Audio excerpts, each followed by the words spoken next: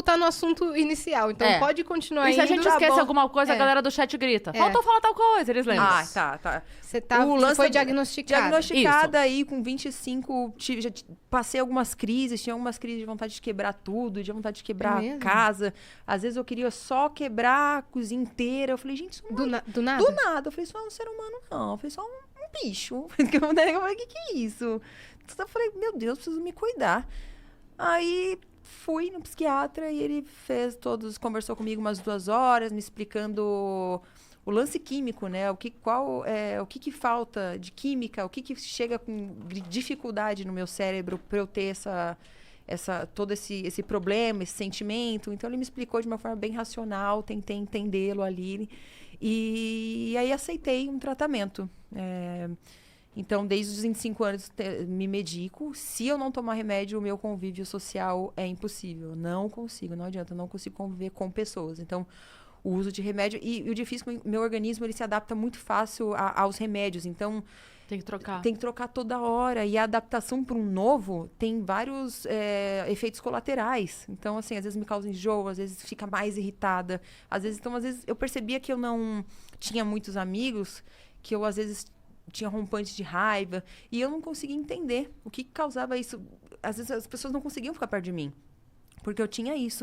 Eu falei, poxa, quero me tratar, quero ser uma pessoa melhor. E fui buscando autoconhecimento, fui buscando tratamento. Então, hoje, continuo trocando de medicação. Além da medicação, tem outro tipo de tratamento? Não, então, eu sempre busco, hoje, estudar muito as pessoas, assim. Eu tento olhar para as pessoas de um modo diferente, tentando vê-las de uma forma como se fosse um raio-x, assim, tentando entender as atitudes dela, baseando nas atitudes que eu já tive, sabe?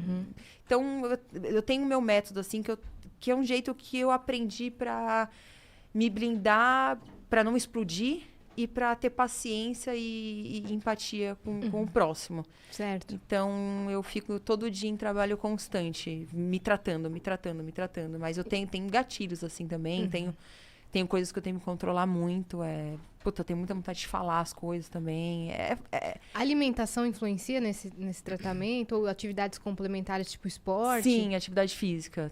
É sempre bom, acho que pra todo mundo, né? Se mantém em movimento, assim, independente. Não precisa ser, eu sempre deixo lá no meu Insta, se movimente, independente. Não são só musculação, vá nadar, vá correr. Qualquer coisa que te faça bem. Porque a pessoa começa a ficar... Esses tempos eu fiquei 1 mês em casa, porque eu tive uma crise muito forte. Até foi publicamente, foi aberto isso. As pessoas ficaram muito preocupadas, assim. Eu chorei muito nos stories, porque eu já não estava aguentando. Escrevi abertamente para as pessoas que eu já tive várias vezes vontade de tirar minha vida. Eu deixei isso bem claro para as pessoas, porque às vezes elas olham ali pelos stories e minhas fotos, acham que minha vida é perfeita. Falam, nossa, ela é linda, ela é isso, eu tenho dinheiro. Assim, as pessoas criam uma visão de você que nem existe, assim, às vezes. Então, eu deixei aberto ali para as pessoas. Tem muita gente que em casa... se baseia, acha que a vida dela é uma merda, porque acha que a sua é boa demais, e fala, nossa, eu nunca vou ter uma vida igual a dela, olha a minha vida, que bosta. Aí fica se afundando. Se comparando e se afundando. Então, eu mostrei ali que eu sou uma pessoa normal, que eu choro, que eu brigo com a minha mãe, que eu tenho as minhas crises, que eu tenho uma doença, que eu me cuido, que eu tomo remédio, se eu não tomo, eu não consigo sair da cama. Eu sou uma pessoa de gente como a gente. E também deixar um alerta para quem tem isso, às vezes tem vergonha de expor, ou vergonha de se tratar. Isso faz todo sentido. As pessoas... Porque para quem precisa e tem vergonha de se assumir, ver alguém que ela admira, que fala abertamente disso, é como, né? É um alívio do tipo assim, cara, mas não preciso ter vergonha disso, eu não preciso ter vergonha de mim, eu posso dizer que eu sofro, eu posso dizer que eu choro. Então, para quem tá do outro lado, faz muita diferença. Eu acho que sempre quando a gente mostra uma fraqueza, eu acho que isso dá muita força para as pessoas também terem coragem de falar, eu posso fazer também. Como há muito tempo esse lance do abuso, né, que eram feito com as mulheres, que ocorria, muitas mulheres ficavam muito caladas, elas tinham vergonha, elas sofriam um abuso físico, mental, qualquer tipo. E elas sentiam vergonha de expor. Eu acho que hoje tanta mulher grande da mídia colocando que foi abusada quando pequena, conseguindo colocar para fora, eu acho que a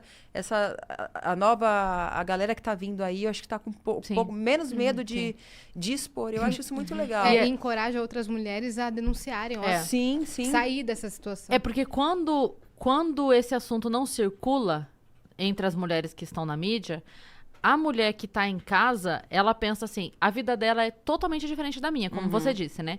Então, se eu digo que eu sofri qualquer tipo de violência, psicológica ou física, eu estou me distanciando mais ainda daquela pessoa que tem a vida que eu quero viver. Sim. Então, se eu assumir que eu tenho este problema, eu tô mais distante ainda da vida perfeita daquela pessoa. Sim. Quando a pessoa vai e fala, não, eu passo por isso, ela fala, opa, então, de repente, eu sou mais próxima dela do que eu pensava. Sim, De repente, não existe esse abismo que eu achava que tinha entre as nossas vidas. Eu né? reforço todo dia, deixo aqui, aproveitar aqui, muita gente escutando, não se compare, não ache que a vida de ninguém é perfeito. Isso não existe. Não existe vida plena, plenitude. Ou você tem problema familiar, ou você tem algum problema com você, uma questão psicológica, ou você tem um problema financeiro. A gente também passa problemas financeiros. Acho que essa pandemia foi difícil para todo mundo. Então, assim, deixar as pessoas... Porque esse problema de se comparar tem causado um problema psicológico em muita gente. Principalmente lance de corpo. Nessa pandemia, eu usei um remédio, quetiapina, que eu ganhei 10 quilos.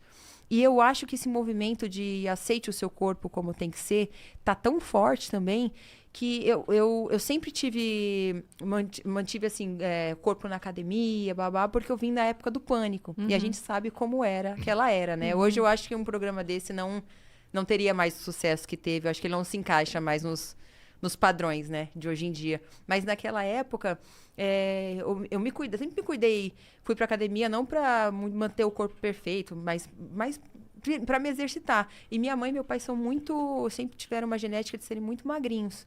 Então, a minha família toda. Então, a minha dificuldade é ganhar peso. Então, eu sempre me exercitei muito. Vim nessa leva de me manter de academia e tudo mais. Mas, depois que eu saí do pânico... assim, não que eu passei a comer tudo que eu gosto de comer, sem problema. Com o remédio que eu tomei por conta da bipolaridade e depressão, eu acabei ganhando 10 quilos. Mas não foi um problema pra mim. Eu fui ótima, eu curti a minha fase, mas depois... Você se permitiu? Me permiti, tranquilo, não tive problema. Tive, como todo mundo tem, celulite, como todo mundo tem, eu tenho estria também. Tenho tudo que todas as mulheres têm, normal. E eu curti minha fase sem me preocupar. Depois, acabei trocando remédio porque ele me fazia mal, me causava enjoo também, acabei trocando com o psiquiatra. E acabei emagrecendo, porque a minha tendência da minha família é sempre ficar mais magrinha. E acabei perdendo todos os... Então, assim, eu tô muito tranquila, numa fase muito de bem comigo mesma, sem me preocupar com o padrão. Eu gosto muito de me cuidar, assim. Sempre gosto de fazer minhas coisas a estética, que é um lugar que eu gosto de me cuidar, tipo, psicologicamente. Eu vou pra lá, tipo um spa. Eu fico no meu tempo, dou pra mim, penso nas minhas cores, fico ali um tempinho fechado pra mim. Então, é uma coisa que eu gosto. Mas com esse lance de se aceite, eu acho que ficou muito mais tranquilo. O pessoal até pode falar, ela fala se aceite, mas ela entra no padrão do corpo perfeito. Mas é porque eu sempre tive essa rotina de física, eu sempre tive desde sempre. Eu acho que eu treino desde que eu tinha 17 anos, que eu namorava um menino na época que sempre gostou de academia. Aí ele me apresentou a academia, eu nem conhecia, nem ia, nem fazia nada. Aí comecei a ir nesse modo academia e foi. Que é uma coisa que quando eu tô na academia eu me distraio. Eu consigo não pensar em nada. Só ali no treino, corro um pouquinho. Às vezes eu vou correr na rua também. Então é uma forma de aliviar meu coração com essa bagunça Da que é a minha ansiedade. cabeça. Você